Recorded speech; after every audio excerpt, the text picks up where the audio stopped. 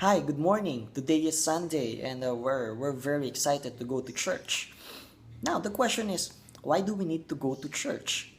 At least once a week or every Sunday?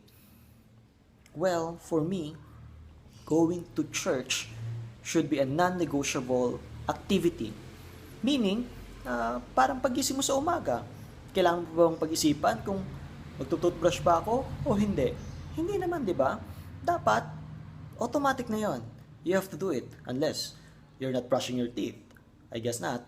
But then, we need to go to church. Hindi na dapat questionin kung hindi na tayo dapat maghanap ng reason kung bakit hindi tayo dapat mag-church.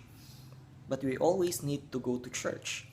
I know there were times na you really feel na, pupunta ba ako ng church? Huwag na lang kaya, kasi ganito, kasi ganyan.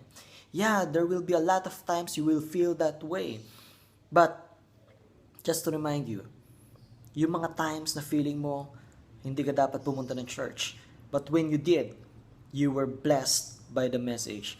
You were blessed by a tons of blessings. You received a lot of miracles that day. Pag feeling natin, we don't like to go to church. Pero pag ando na tayo, wow, the experience is amazing. Why? Because God is refreshing you. God needs your little time once every week. Napakaliit nun kumpara sa time na 6 days na lahat yon para sa'yo.